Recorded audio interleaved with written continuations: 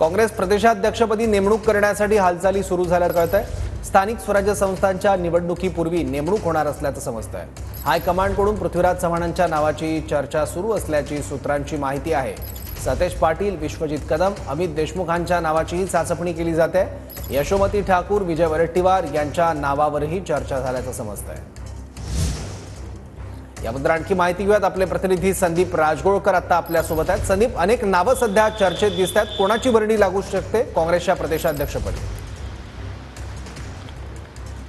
सौरभ, ज्यावेळेला राज्यामधल्या विधानसभा निवडणुका झाल्या त्यामध्ये आपल्याला माहिती आहे महाविकास आघाडी प्रामुख्याने काँग्रेसला मोठा फटका बसला होता, पराभवाला सामोरं जावं लागलं होतं आणि त्यानंतर आत्ताचे प्रदेशाध्यक्ष नाना पटोले यांनी काँग्रेस हायकमांडकडे खरं तर राजीनामा पाठवलेला होता।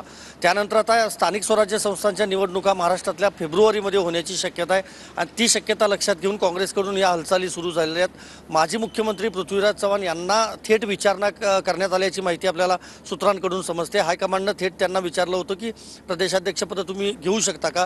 त्यांच्यासोबतच सतेज पाटील, विजय वडेट्टीवार, विश्वजित कदम, अमित देशमुख आणि यशोमती ठाकूर या 5 नेत्यांची देखील नावं चर्चेत आहेत। बाळासाहेब थोरात यांचं नाव मागं पडलं आहे, कारण बाळासाहेब थोरात हे खरं तर इंटरेस्टेड नाहीत असं आपल्याला समजतंय।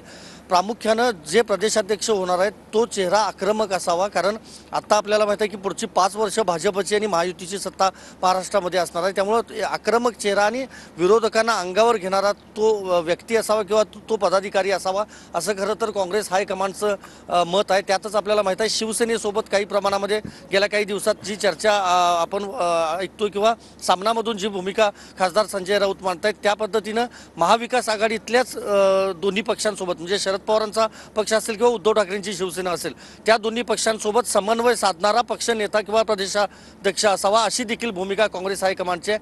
त्यामुळे स्थानिक स्वराज्य संस्थांच्या निवडणुकीपूर्वी ही निवड होणार आहे। मात्र आता बघावं लागेल पृथ्वीराज चव्हाण यांच्यासह जी 5 नावं चर्चेत आहेत त्यापैकी कुणाला संधी दिली जाते।